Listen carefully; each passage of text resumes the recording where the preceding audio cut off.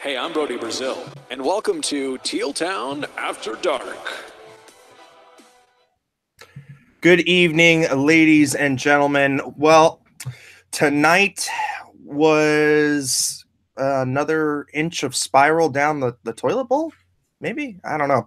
But the Sharks lose 6-2 against the Cats, the Florida Panthers, and what can only be described as a team, mired in no pun intended, but mired in a mediocrity spin going into the All-Star break. It was a rough one, guys. I'm joined by Puck Guy himself. Puck Guy, how are you doing this evening? Doing all right. Thank you very much. I wish I was doing better than what the Sharks are doing right now, unfortunately. And AJ Strong. AJ, how you doing? What do you think?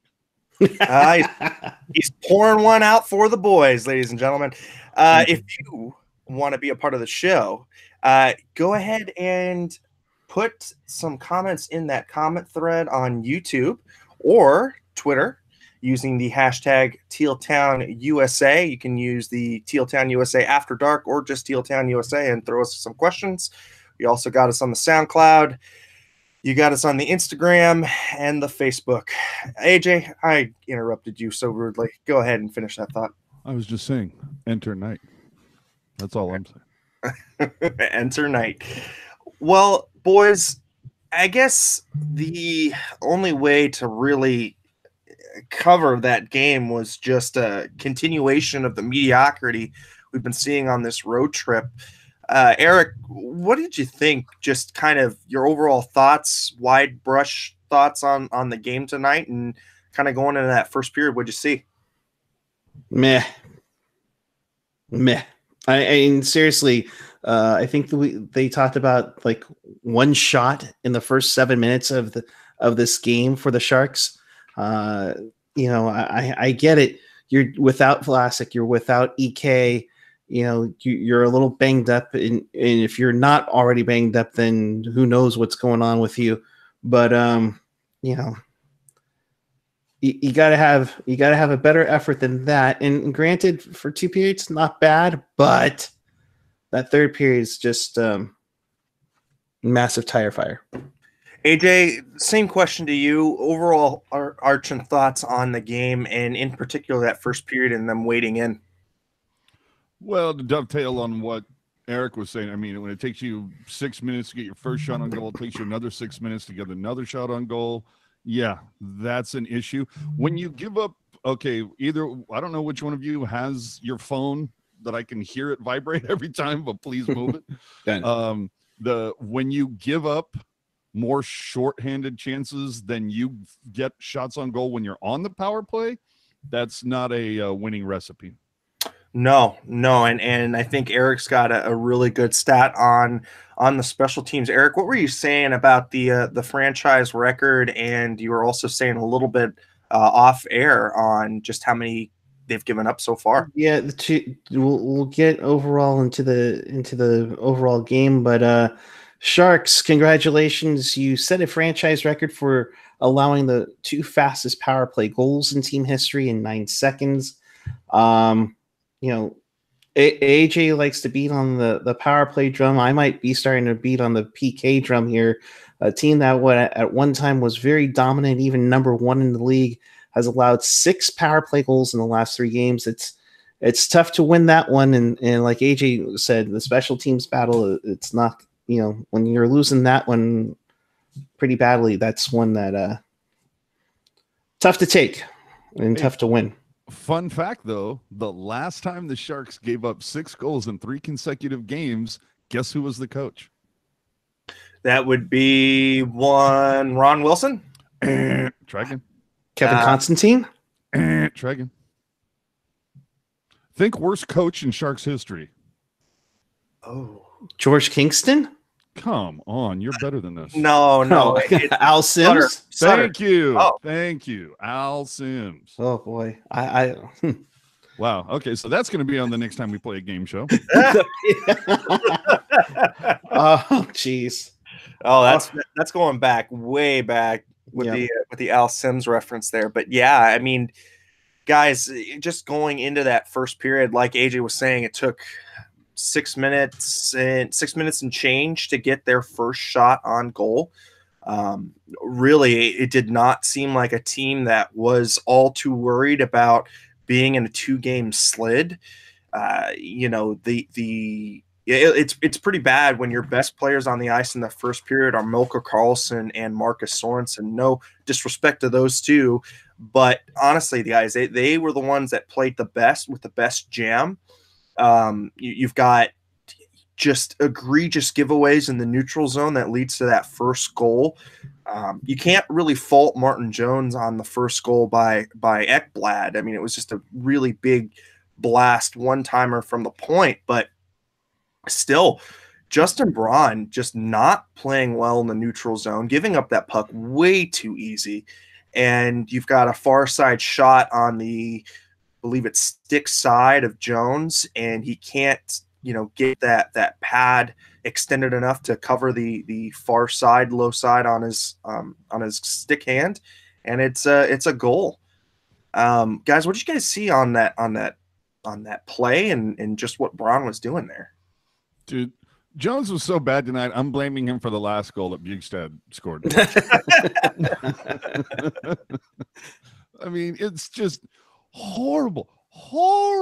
I don't understand. What Jones are we going to see come April over the last 19 games? And the reason why I say 19 and not 20, I know it seems like an arbitrary number, but the reason why is because it was 19 games ago when Doug Wilson and Peter DeBoer both had the meeting in Montreal, and it was the whole separate player meetings with the GM, with the coach, and things were going to change.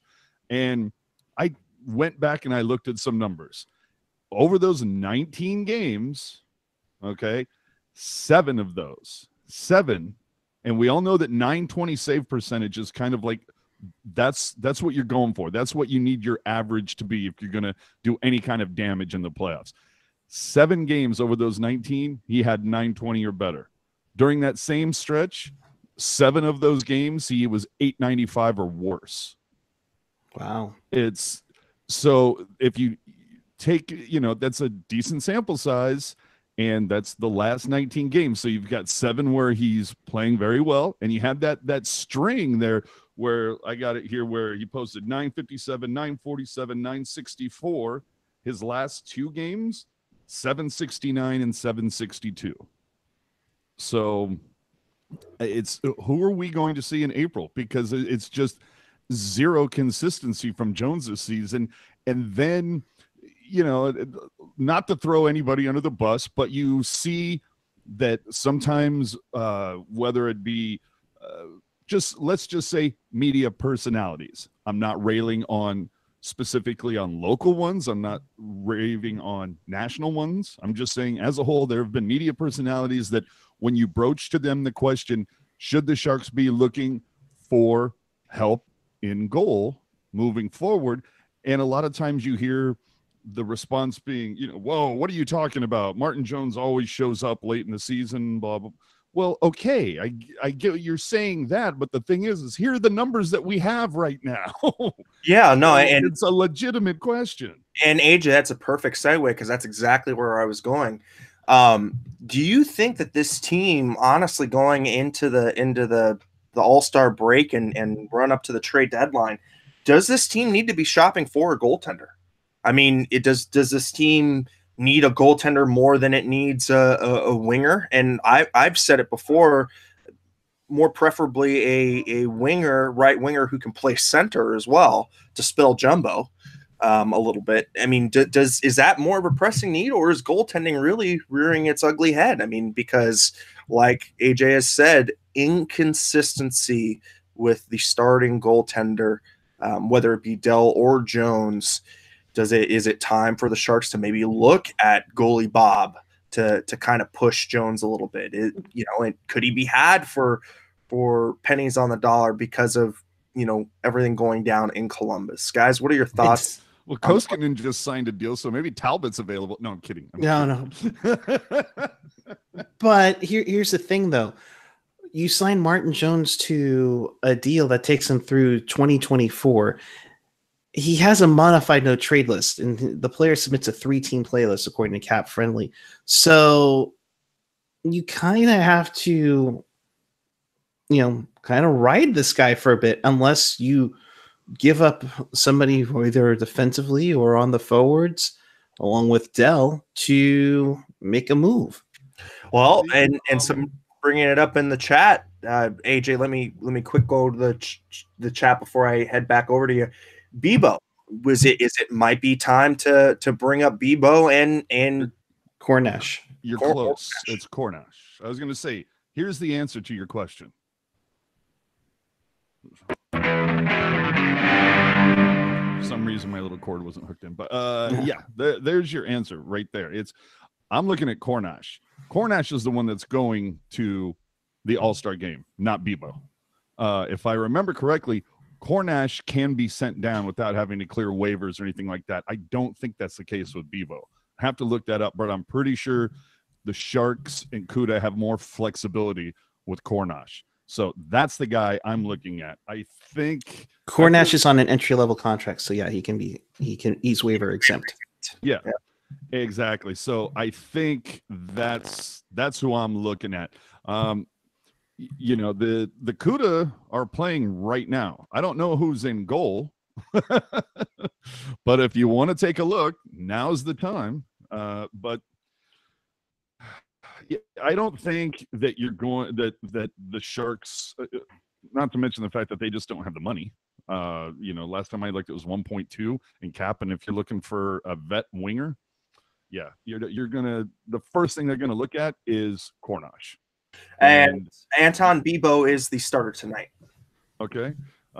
So let's, that's who I'm looking at. It's going to be, I feel like you could give Cornash a look. I was doing the numbers for Jones earlier. Unfortunately, I didn't have time to look at the numbers for Dell, but I can't remember the last time Dell posted anything higher than like a 900 save percentage. Like, I literally can't, like, since Halloween. I don't know when that's happened. Well, I mean, you bring up a good point, AJ. We could maybe see Dell have a little bit of stint in the minors, and I don't think anybody would touch him on waivers because he's just not doing great this year. So send him down to the Kuhre, have him start a couple games there, bring up Cornash, and maybe push Jones. That's what I might experiment with, especially because the deal that Dell is on, is a little bit high for a backup, in my opinion, and a backup who's posting a sub 900 save percentage. I mean, guys, what do you guys think about that? Well, I think Dell's got to go through waivers, and he'll get picked up in no time if that's the case. So, do you really think so, though, with the year that he had? There's other people that'll say, "Oh, this is an anomaly," and if we give him a different defense, he'll play. He'll post stronger numbers. Blah blah blah. No, I think Dell would get picked. Well, sorry, Landy. Is that bad of a deal though? If he gets nabbed on waivers? Well, I mean, you look at it this way. Look at what's going on in Toronto. They lost 2 goaltenders on waivers at the beginning of the season, scrambling, and they ended up picking up Florida's number 3 goaltender in a trade. I mean, shoot, we've seen Mike McKenna wear like how many jerseys in the last month? So it's tough, and don't put it past Vegas. Remember, they love, how many goalies did they start last season? 5. Like 5 or 6. The Flyers, I think, went through 7 so far this year, so it's crazy. No, Dell would get picked up. The thing is, though, it's the defense. And the thing that's driving me a little crazy is you see a lot of the comments where it's talking about, well, what do you expect when you don't have Erik Karlsson, your best defenseman? I expect better than this. I'm sorry. I remember the Sharks winning a good amount of games last season. Erik Karlsson was not on this team, yet the vast majority of guys that we saw play tonight were. Yeah, I totally agree with you, AJ. Somebody bringing up maybe a conditioning stint, that might not be a bad way to go too. You make up make up a little bit of an ailment there, and Professor Doug Wilson will get the guy through and get him on a conditioning sit. It's you can, I think Stalock did that 25th anniversary year, so that's might be one way out of it, but we'll see. I mean, I think there are a lot of problems, and one of which is, I think defensively, I don't think you put this completely on the goaltending too much. But AJ's right. You look at Jones' numbers through the 19 game stretch, and it's like a roller coaster. So it's one of those things. But let's kind of jump back to the game really quick before we. So Aaron Ekblad with his 10th of the season. Barkov and Vetrano getting the assist on that one at 17:21 of the first period. Going into that second period. Hold on. Well, let's talk about that goal. That is one to me. I don't know. I kind of felt Jones should have had that. Ekblad totally splits the D. Everybody kind of like falls asleep. Well, the team was asleep for most of this game, except in the face-off circle. They did well in the circle. Right. But yeah, it totally split the D. It's which happened, seemed to be a recurring theme tonight as the Barracuda go on the power play. I thought for me that was a defensive breakdown by Braun with the neutral zone giveaway, and it's been burning this team since they gotten on the road. Is the puck protection in the neutral zone? Eric, did you see it any different? No, I think you hit it right on the head there. But what I found interesting in tonight, and it ended at near the end of this period, was the rough and tumble stuff tonight between two teams who only see each other twice. Meyer and Pissick get pissy with each other, I guess you could say. So, but that kind of started the theme of the night going onward. See, the thing I think you neglect to take into account is, I guarantee you, if there's one guy who got this team up to play the Sharks tonight, it was clearly Mike Hoffman. He had a lot to go. So that's that's where it all stems from. After he was so disrespected by the Sharks in the 90 minutes he was with the team. Exactly. So, I wonder how much the internal pool was that Bog Bugner put up for the team to beat the Sharks tonight, because you also know that Boogie wanted to beat the Sharks, his old team. Right. So it makes the next when's the next meeting? February? No. March? Middle of March. Yeah. Going into that second period, I guess we'll bypass the we'll bypass the March kind of face off for, I guess, the next segment. But going into that second period, Logan Couture finally gets a goal. I mean, that was a slump buster if anyone ever needed it. And it was also kind of a weird play where the puck, Burns just kind of throws it on goal, and Logan kind of gets a stick on it and kind of hops past Roberto Luongo. And Logan with his 18th from Burns and Meyer. Guys, what did you guys see on that particular goal? Okay. I like pucks thrown at the net. Throw pucks to the net, put bodies in the net. Good things can happen, whether it's tipping or it's just screening. I mean, something to do, and this is one of them. And this is classic Burns. Just throw it on net, and you can see. And with that, he took over the defensive point leader in the NHL. But I like it. I like how Couture needs to get things going. I mean, I think it's like his second goal in like forever. So, keep AJ, at it. Yeah, AJ, what'd you think on that goal? I mean, I go back and forth with those wild shots that come in from the point. Sometimes good, sometimes bad. When Pavelski's around the paint, you're going to feel pretty good about that because they practice it so much. The fact that like no one really knew whose goal it was at first. Well, that could have been Meyer. That could have been Couture. That could have been okay. It's Couture. Yeah, I'll take that. Again, those To me, the Sharks have seen far more success when they penetrate and hit the slot. A lot of their success came when they were within 10 feet of the paint, not those booming shots from the point, which were successful for them in the past. But it seems like so many guys now are getting in lanes, they're blocking everything, so it's just hard to get those pucks through. And what ends up happening a lot of the time is you get that one and done, it feeds the opposition's transition, and now you're going the other way, and that seems to happen a little too much. But well, it's interesting that you say that, because 6:07 into the second period, not even, I guess, a minute and 39 seconds later, Mike Matheson with his 4th goal on the season from just an egregious pinch by Brent Burns, being a little too aggressive there. I mean, the guy is practically behind the blue line, and it's just it's horrible. You got a 2-on-1 the other way. Mike Matheson buries it. Nothing Jones could do on that one, and you know what? That just sucks the life right out of the Sharks, who did tie it up and put a good effort on that. For me, that's one of those ones that Brent Burns has to realize. You're playing a tight game, a game where you really need the points, with a little bit of a 2-game spread there. It was not great situational awareness.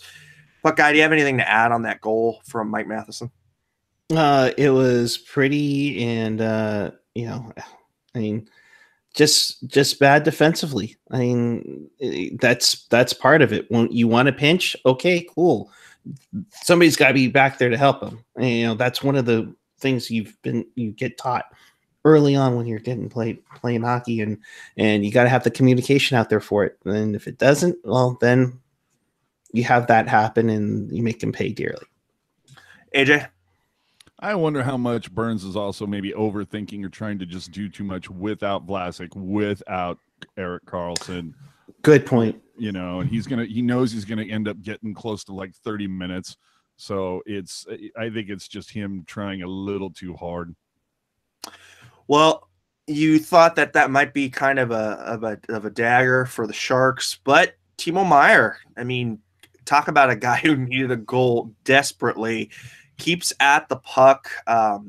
Basically, Roberto gets a glove on it, drops it, and Timo is Johnny on the spot and basically just forces it in the net. You get a little bit of a weird kind of call. We were thinking, okay, maybe this is an intent to blow kind of issue because they blow that thing dead.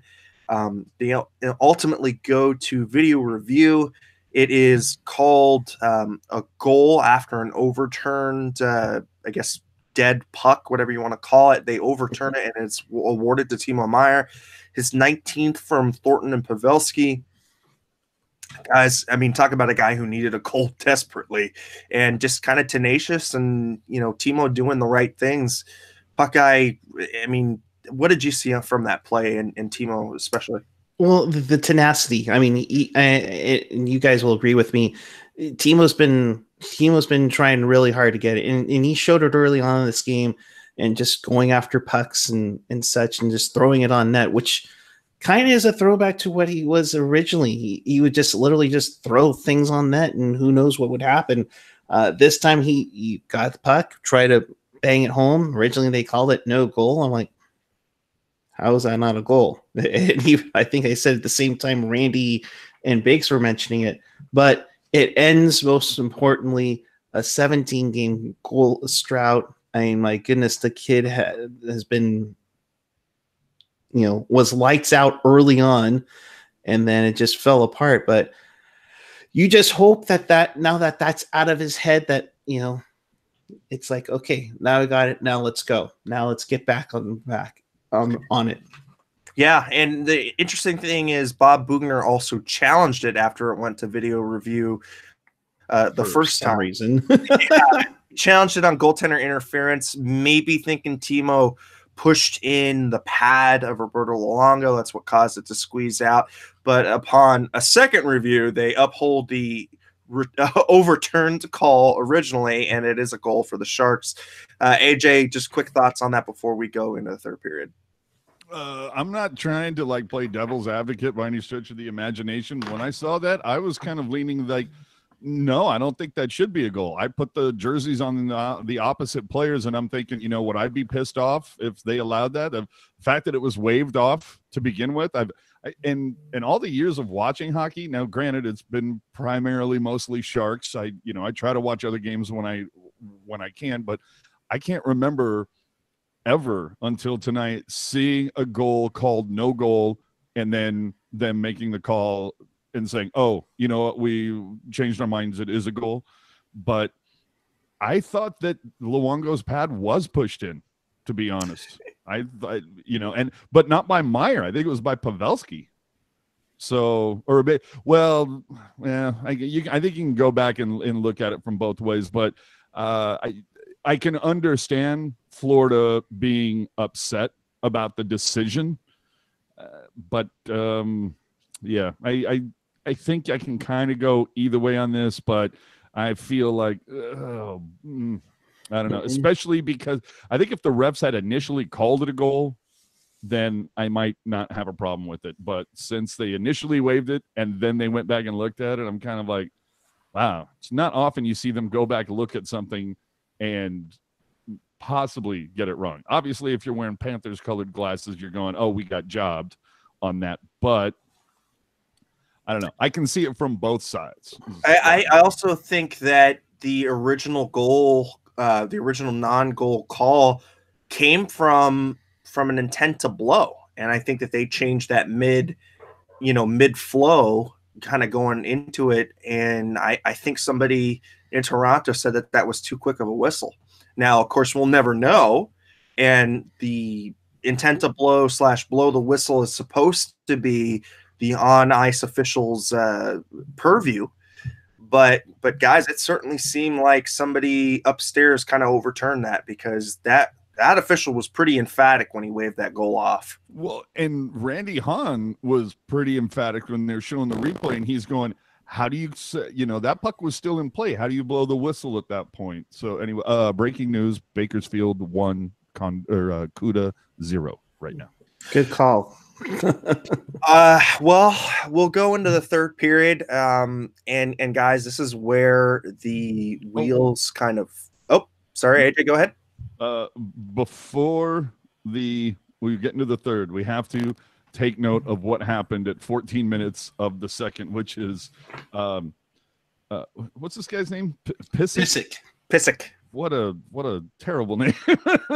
Is he Czech with the ZCK? I'm thinking maybe. So CY, whatever. Who cares? But he hooks Hurdle, and the Sharks go on the power play. And the Sharks gave up not one, not two, 3 high danger shorthanded chances. How do you do that? I mean, what in the world? You would think if you've got Vlasic out and you've got EK out that you might, and we've seen this before with the Sharks, when you're missing somebody who's kind of like a high output guy who's offensive, that you count on for some offense. When guys like that are out, typically you try to like lock stuff down. You make simple plays, north-south game. You don't try to do the fancy crap. And I'm looking at this, and even you heard Randy he's like, what is happening right now? So I wanted to, make note of that 3 shorthanded, and the jacked up thing is 2 of those shorthanded opportunities came like within 8 seconds of each other. It was just, oh my God. Yeah. I had to get that off my chest. Anyway. Yeah, no, I totally agree. And quickly, Pissick is Canadian, but his I guess ethnic background is Ukrainian, hence why you got the Y's and the S's and the K's in there. So just FYI. Oh, well, okay, fine. Oh, good.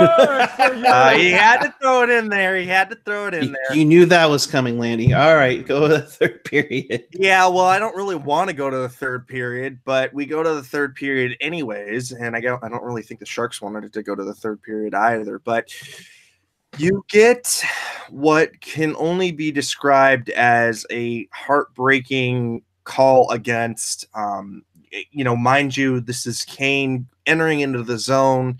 He's got, he's not controlling his stick kind of through the follow through, and it goes and it rides up and it hits the Florida Panther in the face. It leaves a mark. I guess it drew blood. It wasn't bleeding at the time of the 4-minute call, but it did draw blood. I saw it bleeding. Well, Eric, you want to? Brody kind of mentioned this as they were going into post game, that it was a little bit of a little self-inflicted, is what you're saying? Maybe that it was maybe already like a scab already there. Oh, it didn't draw blood. Oh, I see what there was this irritated something that was already there. Yeah.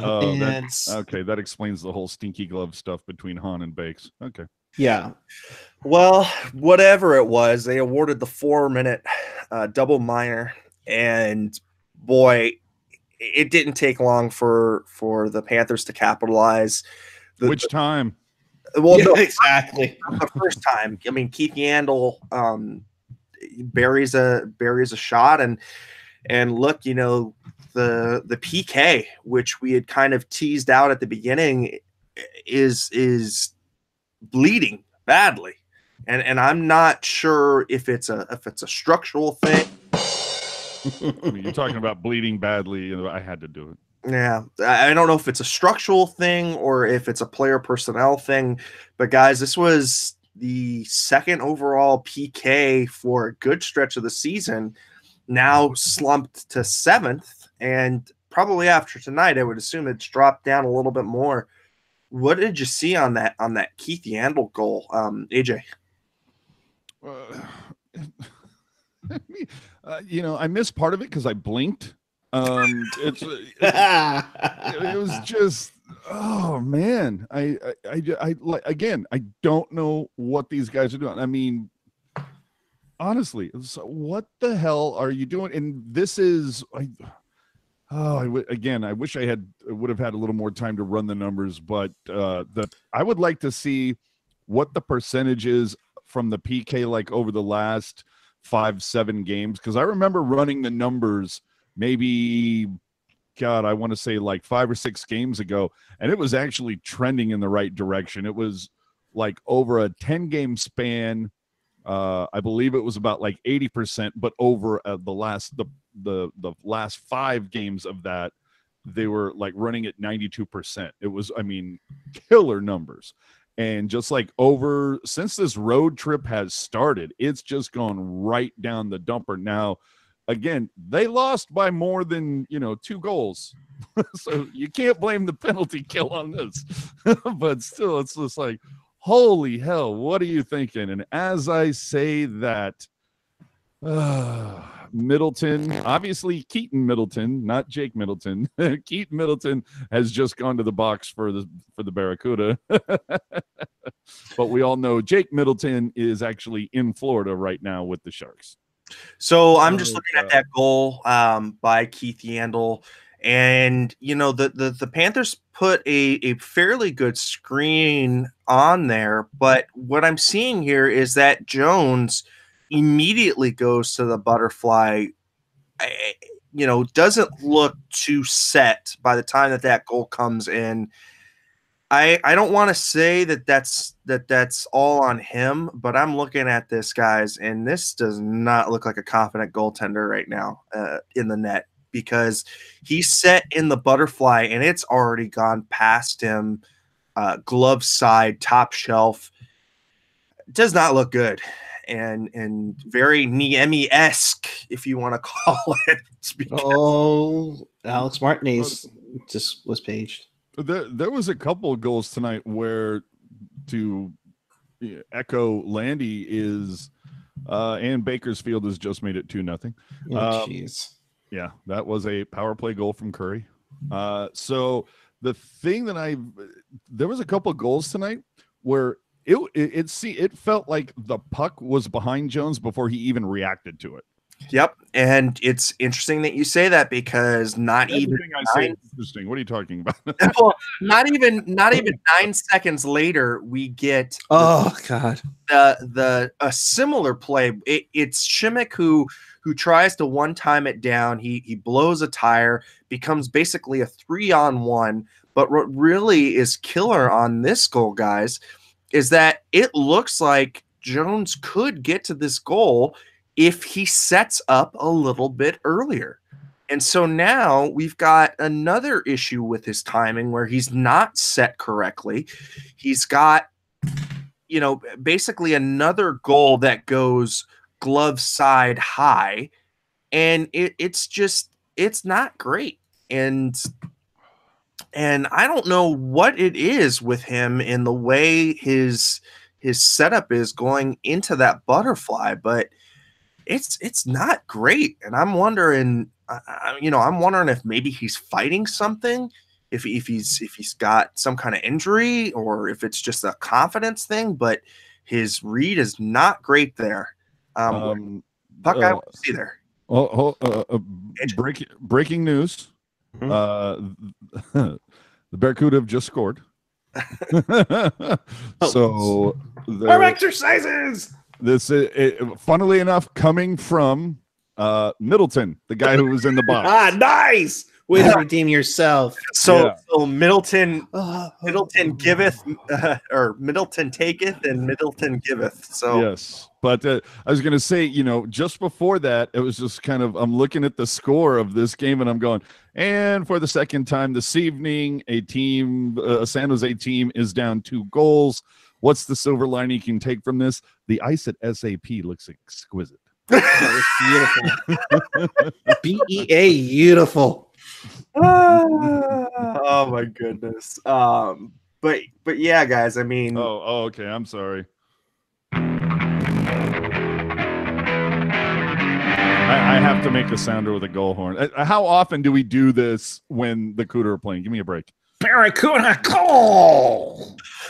Oh boy, and after that, guys, I mean, the team just basically gave up, because 7 minutes 22 into the third, Frank Vachano with 16 from Dadanoff and Barkov. Barkov was just a beast tonight. He had. Dude, I think Ryan and Burns are still skating, trying to break up that breakaway. How slow they were on that play, man. Those guys are still trying to get to the slot, going, wait. Buckeye, I mean, what did you see, just kind of how the team kind of reacted after the 2 quick goals and on that Frank Vachano goal, which was just the dagger? That was it. That was the dagger, but their hearts were killed when Florida scored 2 goals in 9 seconds. It's just the Barracuda or the Bakersfield Condors just made it 3-1. Jeez. Go ahead. But it's, and see that's kind of a backbreaker there. As we're talking about this one, it's just dude, like, oh my God, come on, really? Dude, it's like, I'm watching the Kuhre Condors game right now, and I'm going, I just saw this earlier played out in Florida. Come on, man. Yeah, I know. It's eerily similar how the Big Brother team, is reflecting on the little team there. Well, and the Kuhre had a fantastic October, November, and most of December. Right around that midway point of December, things started taking maybe a little bit earlier. All of a sudden, the Kuhre started playing 500 hockey, and they've been kind of at that lately. Granted, they got a lot of points early, so they're still first in their division. But if I remember correctly, I think it's San Diego is playing. It's on.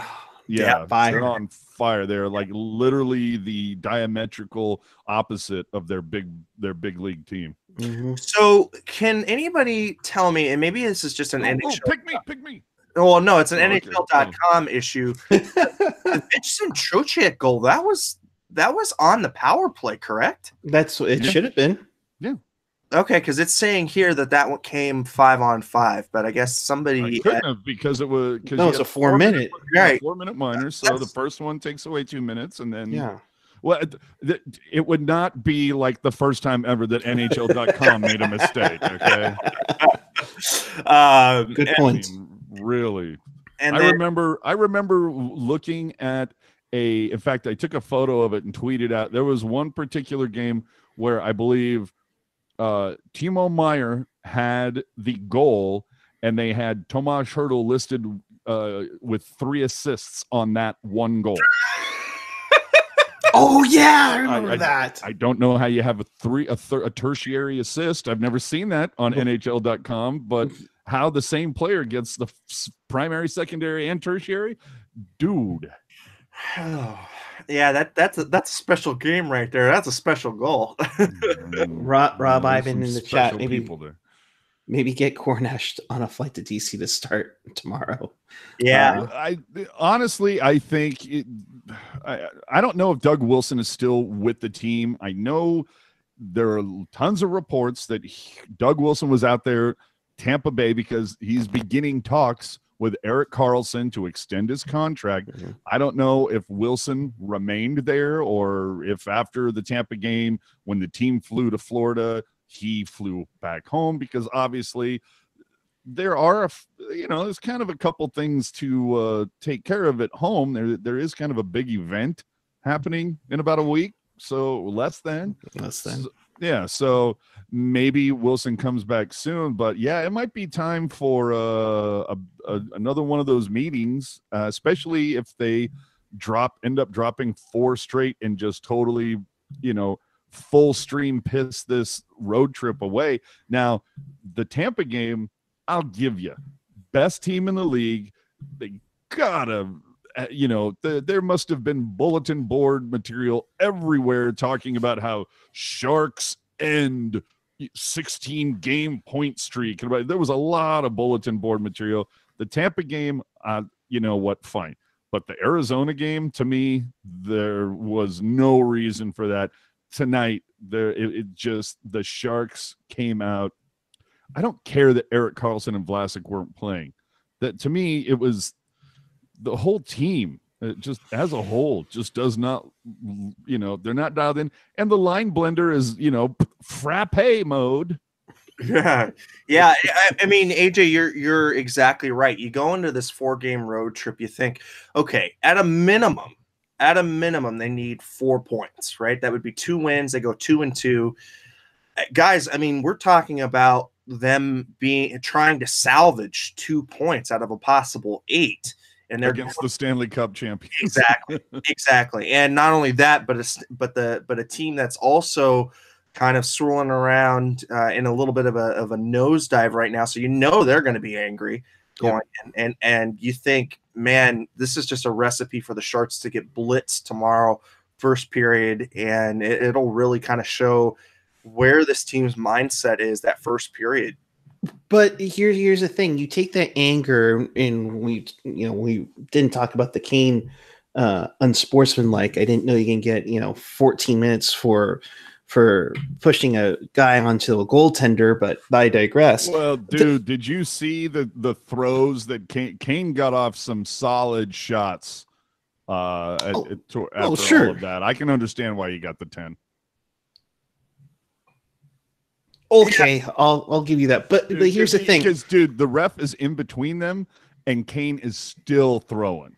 Yeah, no, I agree. I don't think that that misconduct was necessarily, I think it was warranted. But the thing you got to think about, though, is situational awareness is lacking on this team, throughout the forwards and D-core and goaltending. Because what happens if you get the instigator there and you get the automatic 1-game suspension? And this is an integral part of the team where, maybe your best line and the line that's going the best for the Sharks right now, and you take yourself off that line because of a selfish play. And Kane's been hot too. 8 goals in now his last 10 games. I mean, he's been on a roll, and you just can't. I mean, to take 18 minutes tonight, it doesn't help your team at all, especially giving. Dude, Alden in the chat. Ovechkin could go on a bender until puck drop tomorrow and still have his way with us. See, now this is the weird thing, though. Alden is making the assumption that Ovechkin has been sober at all since last June. I don't think so. That guy must have gone through at least like 100 handles of vodka at this point. Well, and the other, speaking of Ovechkin, I guess as we start transitioning towards the Capitals will begin a back-to-back. They play tomorrow at home against the Sharks, then play tomorrow. Wednesday in Toronto before the All-Star break. And remember, I think Ovechkin's going to serve his 1-game suspension for not going to San Jose. So he's picking the game before, not the one after? Well, that remains to be seen. See, but honestly, the to Sharks, me, I think the penalty should be you miss the game before and the game after. But I agree. I totally agree as well, and it's really sad because there's a large contingent of the Shark fan base that was, I mean, probably the entire Shark fan base was rooting for Ovechkin in Washington, during that cup run. But I know of quite a few people who are just Ovechkin fans, myself included. So it was a little, that one kind of rubbed me the wrong way too. That he decided, I'm going to go ahead and skip this. Mind you, he's earned it.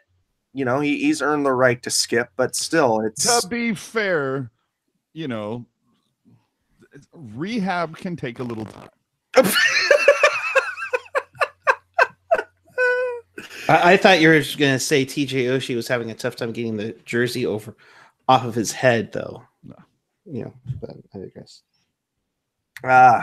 yeah. I mean, so who's out so far? We got Ovi straight up bagging out. You got Carey Price saying he's injured, dealing with an injury. I thought there was a third name that I heard. There was a third name, and I forget where it was. All right, chat. Oh, Taylor Hall, I think it was. All right, chat. You're on the clock. St. Owen, if you want to make players go to the All-Star game, make it so that the player is suspended the first playoff game. Ooh. That's a great one. But the thing that's good. Okay, I'll granted, I'll give you that. But what if if you're representing Vancouver or LA and have no hope in hell of seeing a playoff game? Did somebody say Vancouver? Oh no! Why did you have to say Vancouver? Why couldn't you just say the team? You know where the mute button is, bro. You could have just said the team from British Columbia. The Canucks, I know. But the thing is, what if you're Drew? Who the hell's representing LA? Is it Doughty? Doughty. Yeah. Okay. No, that's a good point too.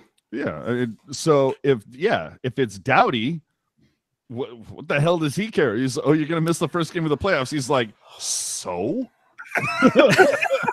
but I see the idea into it, which would make, okay, yeah, I guess I'll get on the 6-hour flight from DC to San Jose.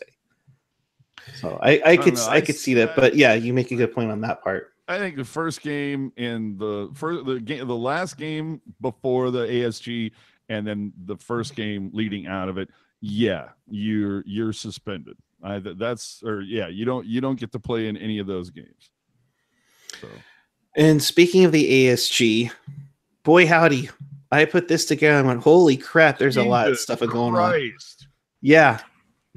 You want stuff to do in San Jose? Boy, howdy, you got plenty to do between now and Sunday. My God, there are eye charts that aren't this complicated. They're keeping the downtown rink at the Circle of Palms through the 27th. Tomorrow from noon to 4, the Stanley Cup is at San Jose City Hall. That's a public event. Go check that out. Of course, the Sharks play the Capitals, and we'll be on after that. The fanfare will go from Thursday and Friday from 5 to 10, and then Saturday and Sunday from 10 to 4 or 5. You do have a bad time on one of these. A bad time? Yeah. Which one? The Game Worn Expo at the Poorhouse, the doors for that are 9 a.m. Oh, see, Mitch, you told me 8, you bastard. No, Darn it's it. load in at 8, doors at 9. Ah, gotcha. All right, so, but that's the one I wanted to mention. So from 9 to 3, the San Jose Game Worn Expo. If you're a fan of hockey jerseys, and I think we all are. Well, all three of us are on this podcast. Yeah, I'm a huge fan of free hockey jerseys. So check that out. love if Betcher would, would throw some love to the SoCal boy here who's missing home. That's all I gotta say. Oh, Dude, just ask Adidas, man. yeah. So why don't you kill your lower third and show that bad boy off? Yeah. AJ, go ahead and give your minute review. I mean, Adidas, gave it to you. You might as well give them some pub. Yeah. All right. How did so? Can you explain how you got this, AJ?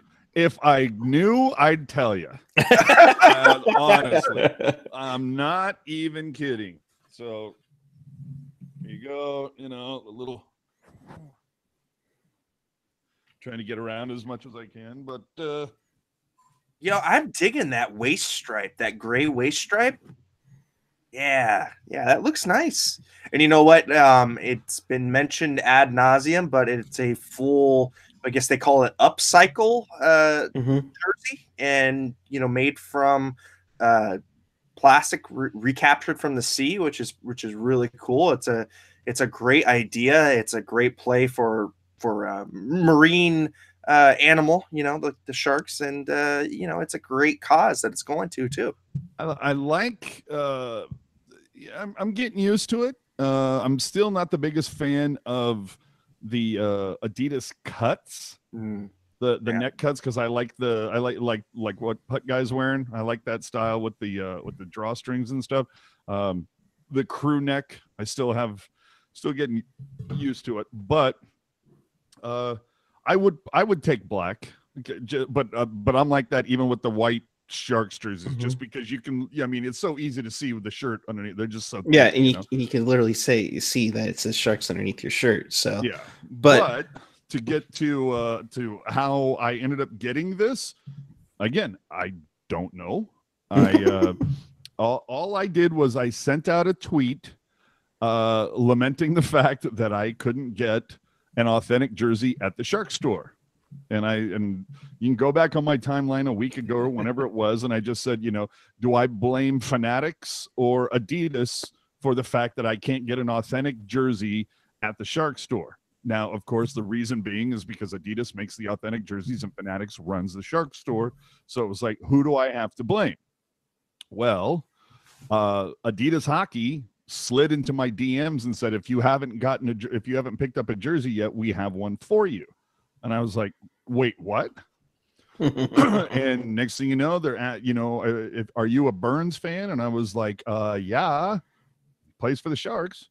And, I was like, yeah, size 54, please. Here's my address. And boom, not only did they send me the jersey, they sent me a really nice Adidas hockey hoodie and a zip up Adidas coat that has a hood as well.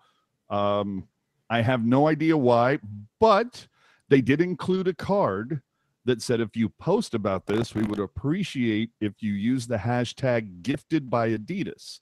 So I looked on Twitter, and I am one of many people who have been selected, I guess, randomly to get stuff sent to them for free. I don't know why. I think it's a great promotion. Why wouldn't I?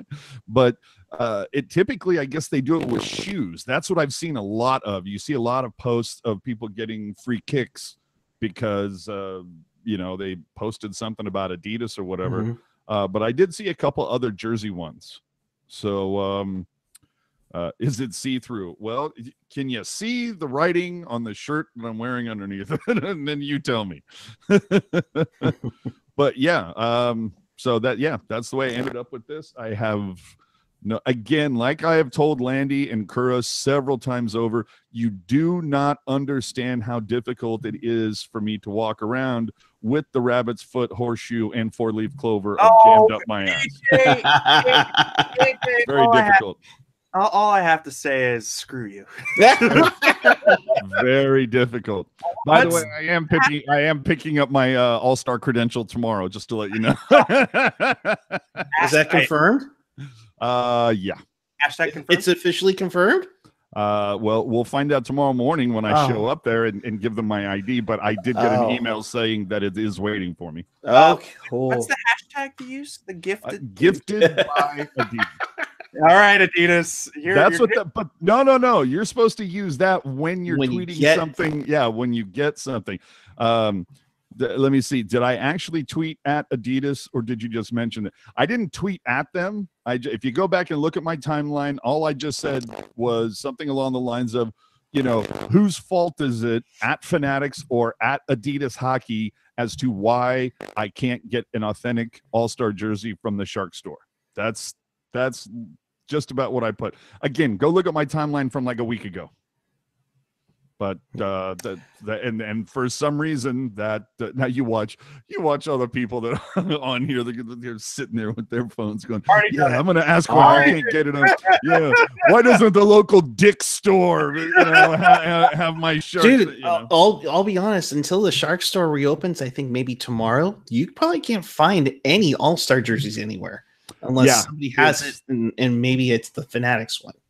And, well, I've even seen the shop.nhl.com. It all depends on the player you want. Like when I first logged on there, you could get Burns, you couldn't get Carlson or Pavelski, and they only had Burns in black. And then like a day later, they had Burns in black and white, and I think they might have had like a Pavelski white. You still couldn't get Carlson. And as of today, I don't know what it is, but yeah, it's so. That's something that I don't know if that's Adidas Hockey. I don't know if that's the NHL. It's just horrible. And again, it even goes to the whole thing with the All-Star promotion of you're promoting the All-Star game in San Jose, that it's like, why did the signage for this go up just 2 days ago? Yeah. And Kevin, you're exactly right. I'm already pandering to Adidas. Of course. Of course. Yeah, and Rob's saying don't buy Fanatics. Their shirts are junk. I think that's God, Rob. I don't think you're actually getting it. It's more than just the shirts. It's their caps. It's just about everything that Fanatics does. Well, but we were talking a little bit off air. The girlfriend got a women's cut Fanatics jersey. It's not bad. It's the black, or I guess what are we calling the stealth mode jersey? There we go. Mm-hmm. Yeah. And it's not bad. I mean, it's a little thin, and I think that would be my most major complaint would be the Fanatics stuff seems to be thin material. Exactly. That's my big thing. And I'm assuming Fanatics and 47 are in bed together or something like that, because it seems like 47 gear is at every Fanatic shop. And 47 stuff, those are like the thinnest shirts I've ever, it feels like they're going to fall apart in 3 or 4 washes. I miss the heavy thing. Puck Guy, perfect example of this. Puck Guy and I have shirts from 1994. These are 25-year-old friggin' shirts that say "Reveal the Teal." And that shirt still holds up today. I don't know. I think were they made by Lee or Starter or something? I think it was Starter. Yeah. Well, I think both Starter and Lee both made these shirts, versions of these.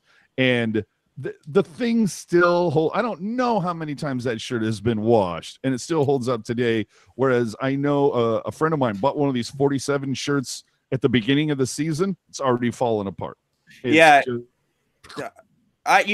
think for me the brand that I think I liked the most and the one that I feel like the quality was the best on the non-authentic stuff was the CCM.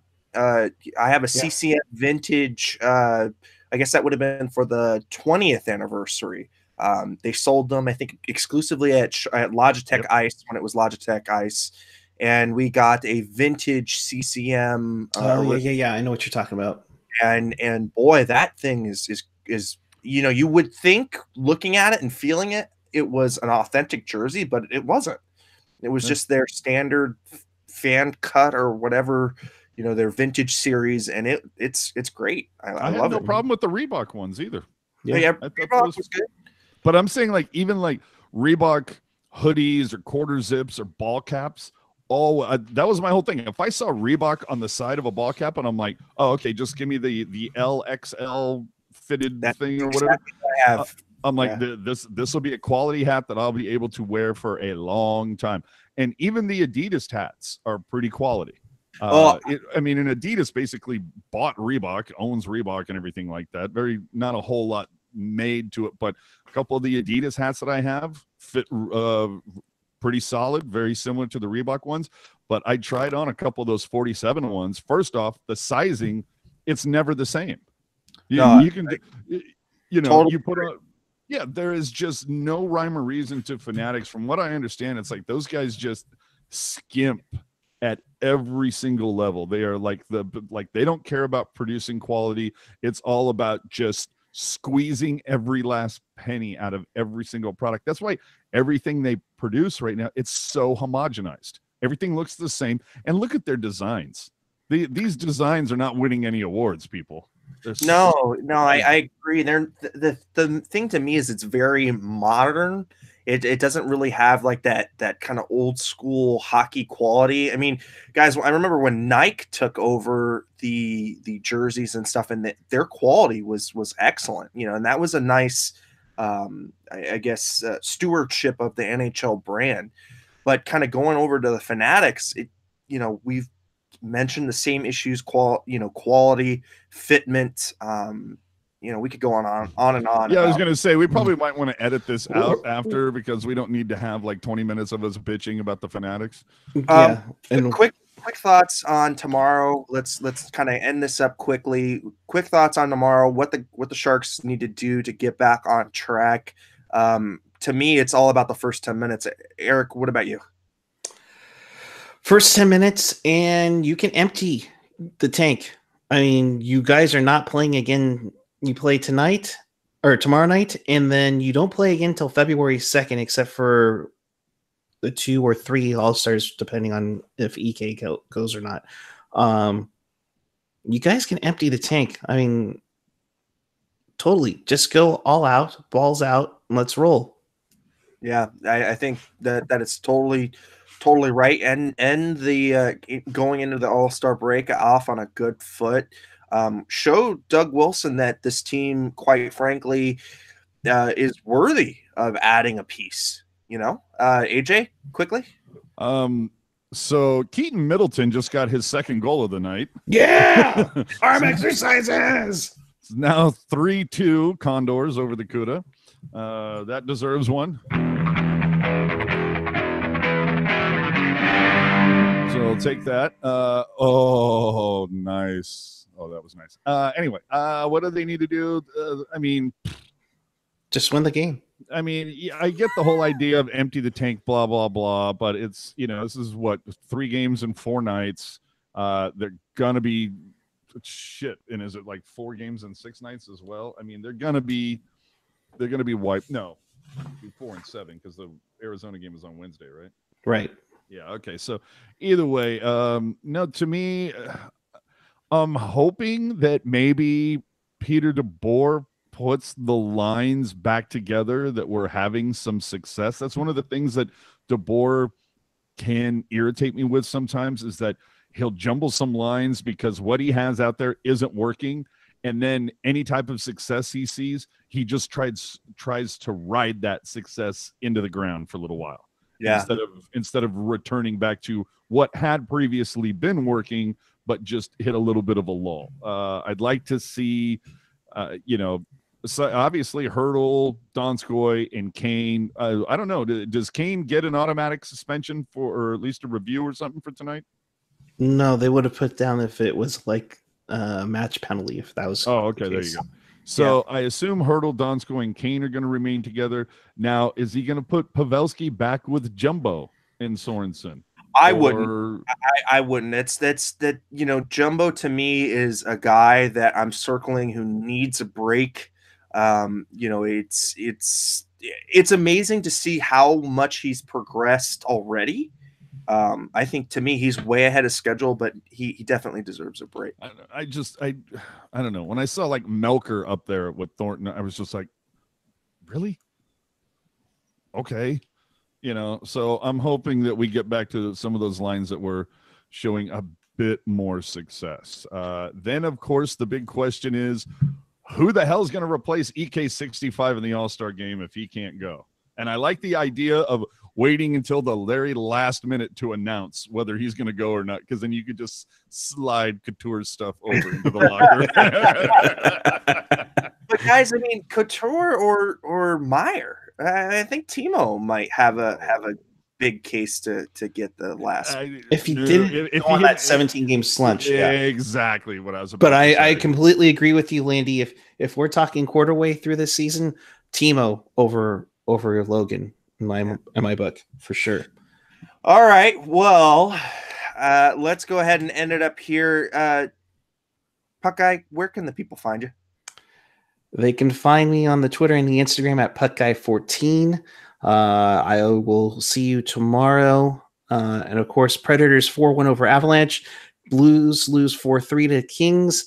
And the Golden Knights lose 4-2 over the Golden Knights. There's your wraparound, everyone. Yeah, I got to do that quick reach around. Oh, I mean wraparound. Wraparound!